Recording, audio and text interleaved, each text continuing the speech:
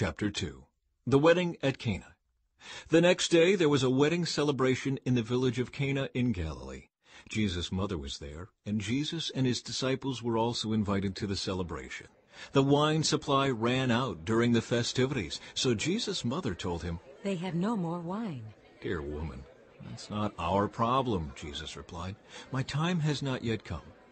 But his mother told the servants, "Do whatever he tells you."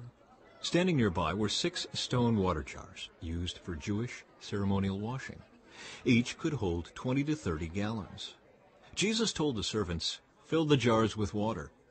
When the jars had been filled, he said, "Now dip some out and take it to the master of ceremonies." So the servants followed his instructions. When the master of ceremonies tasted the water that was now wine, not knowing where it had come from, though of course the servants knew, he called the bridegroom over. "A host always serves the best wine first," he said. "Then, when everyone has had a lot to drink, he brings out the less expensive wine. But you have kept the best until now." This miraculous sign at Cana in Galilee was the first time Jesus revealed his glory, and his disciples believed in him. After the wedding, he went to Capernaum for a few days with his mother, his brothers, and his disciples. Jesus clears the temple. It was nearly time for the Jewish Passover celebration, so Jesus went to Jerusalem. In the temple area, he saw merchants selling cattle, sheep, and doves for sacrifices. He also saw dealers at tables exchanging foreign money.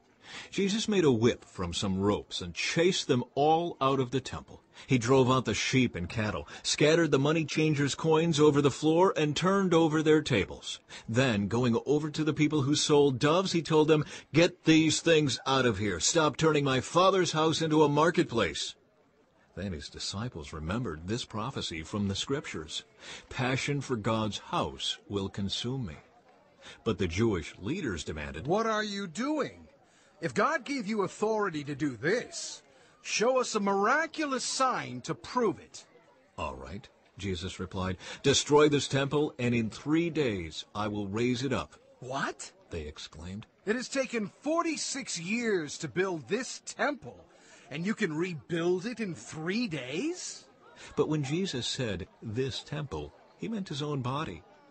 After he was raised from the dead, his disciples remembered he had said this, and they believed both the Scriptures and what Jesus had said. Jesus and Nicodemus. Because of the miraculous signs Jesus did in Jerusalem at the Passover celebration, many began to trust in him. But Jesus didn't trust them because he knew human nature. No one needed to tell him what mankind is really like.